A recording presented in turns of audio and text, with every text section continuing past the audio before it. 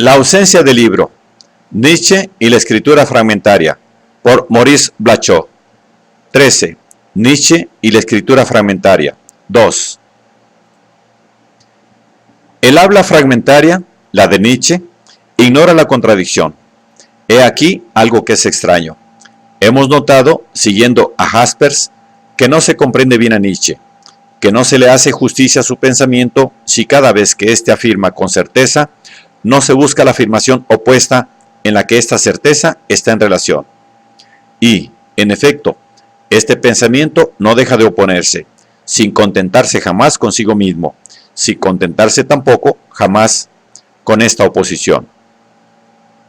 Pero en este punto es necesario de nuevo distinguir. Existe el trabajo crítico, la crítica de la metafísica, que está representada principalmente por el idealismo cristiano, pero que está también en toda filosofía especulativa. Las afirmaciones contradictorias son un momento del trabajo crítico.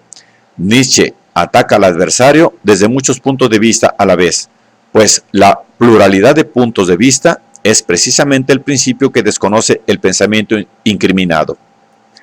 Sin embargo, Nietzsche no ignora que allí, en donde está situado, se encuentra obligado a pensar, está obligado a hablar a partir del discurso que recusa. Pertenece todavía a ese discurso tal como todos nosotros le pertenecemos. Las contradicciones dejan entonces de ser polémicas o inclusive solamente críticas.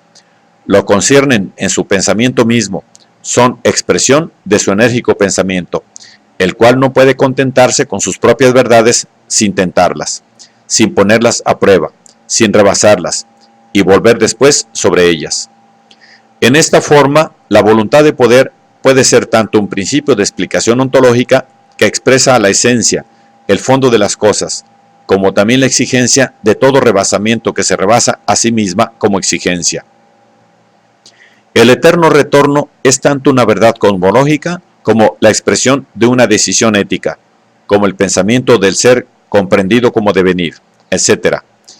Esas oposiciones nombran una determinada verdad múltiple y la necesidad de pensar lo múltiple cuando se quiere decir la verdad de acuerdo con el valor. Pero multiplicidad que es todavía relación con el uno. El pensamiento de Nietzsche, en ese estado, se unifica con el pensamiento del todo, como multiplicidad infinita, cuya expresión irrebasable es el eterno retorno. Él habla del fragmento. El habla del fragmento ignora las contradicciones, inclusive cuando ella contradice. Dos textos fragmentarios pueden oponerse, se colocan en realidad uno después de otro, el uno sin relación con el otro, el uno relacionado con el otro por ese blanco indeterminado, que no los separa ni los junta, que los lleva hasta el límite que designan y que sería su sentido, si no escaparan precisamente allí, en una forma hiperbólica a toda habla significativa. El hecho de estar planteado siempre de ese modo en el límite, le da al fragmento dos características diferentes. Es habla de afirmación, y que no afirma nada más que ese más y ese exceso de una afirmación extraña a la posibilidad. Y, sin embargo, además, no es en manera alguna categórica, ni está fija en una certeza, ni planteada en una positividad relativa o absoluta, ni mucho menos dice el ser de una manera privilegiada o se dice a partir del ser, sino que más bien va ya borrándose, deslizándose fuera de sí misma, deslizamiento que la reconduce hacia sí, en el murmullo neutro de la oposición. Allí en donde la oposición no opone, sino que yuxtapone, allí en donde la yuxtaposición da a un conjunto lo que se sustrae a toda simultaneidad, sin sucederse, sin embargo, en ese punto preciso se le propone a Nietzsche una experiencia no dialéctica del habla, no una manera de decir y de pensar que pretendería refutar la dialéctica o expresarse contra ella. Nietzsche no deja, cada vez que tiene oportunidad de hacerlo, de saludar a Hegel, o inclusive de reconocerse en él, como también de denunciar el idealismo cristiano que lo impulsa, sino de un habla distinta, separada del discurso, que no niega y en ese sentido no afirma, y que, sin embargo, deja jugar entre los fragmentos, en la interrupción y la detención, lo ilimitado de la diferencia.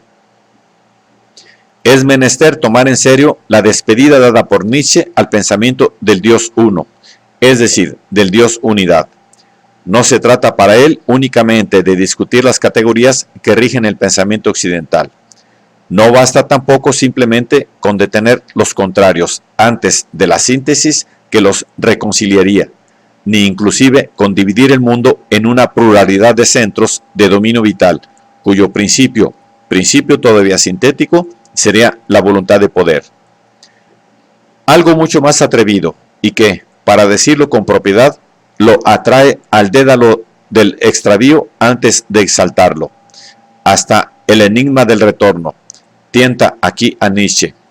El pensamiento como afirmación del azar, afirmación en donde el pensamiento se relaciona necesariamente, infinitamente, consigo mismo, por lo aleatorio, que no es lo fortuito, relación en donde él se da como pensamiento plural.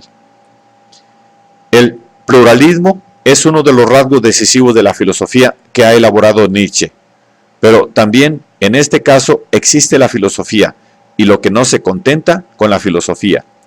Existe el pluralismo filosófico, ciertamente muy importante, puesto que nos recuerda que el sentido es siempre muchos sentidos, que hay una superabundancia de significaciones y que uno siempre se equivoca, mientras que la verdad comienza en dos. De allí la necesidad de la interpretación, la cual no es develamiento de una única verdad oculta, inclusive ambigua, sino lectura de un texto que tiene muchos sentidos y que no tiene también ningún otro sentido que el del proceso, el devenir, que es la interpretación. Hay pues dos tipos de pluralismo. El uno es filosofía de la ambigüedad, experiencia del ser múltiple, y además este otro extraño pluralismo, sin pluralidad ni unidad, que el habla del fragmento lleva en sí como la provocación del lenguaje, aquel que habla incluso cuando ya todo ha sido dicho. El pensamiento del superhombre no significa en primera instancia el advenimiento de éste, sino que significa la desaparición de algo que se había llamado el hombre. El hombre desaparece. Él es quien tiene por esencia la desaparición, en forma que solo subsiste en la medida en que puede decirse que él no ha comenzado todavía. La humanidad no tiene todavía un fin, pero si la humanidad sufre la carencia de un fin, ¿no será porque todavía no hay humanidad? Apenas ingresa en su comienzo cuando ya ingresa a su fin, cuando él ya comienza a acabar. El hombre es siempre el hombre del ocaso. Ocaso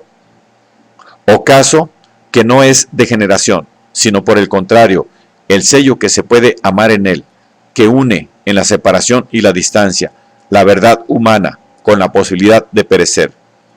El hombre de último rango es el hombre de la permanencia, de la subsistencia, aquel que no quiere ser el último hombre. Nietzsche habla del hombre sintético, totalizado, justificador. Expresiones notables. Este hombre que totaliza y que tiene por lo tanto relación con el todo, bien sea que él lo instaure o que él tenga su dominio, no es el superhombre, sino el hombre superior. El hombre superior es, en el sentido propio del término, el hombre integral, el hombre del todo y de la síntesis. Reside ahí la meta que necesita la humanidad. Pero Nietzsche dice también en el Zaratustra, el hombre superior no está logrado. Él no es defectuoso por haber fracasado.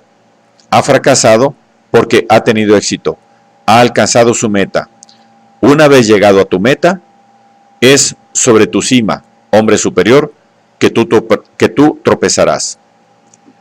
Podemos preguntarnos cuál es el lenguaje del hombre superior. La respuesta es fácil. Es el discurso también integral como él, el logos que dice el todo. La seriedad del habla filosófica, lo propio del hombre superior, es la seriedad de la probidad y el rigor de la veracidad.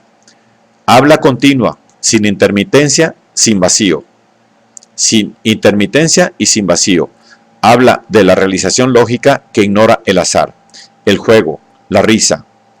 Pero el hombre desaparece, no solamente el hombre fallido, sino el hombre superior, es decir, logrado, aquel en quien todo, es decir, el todo, se ha realizado. ¿Qué significa entonces este fracaso del todo? El hecho de que el hombre desaparezca, ese hombre del porvenir que es el hombre del fin, haya su pleno sentido, porque es también el hombre, como todo quien desaparece, el ser en quien el todo en su devenir se ha hecho ser.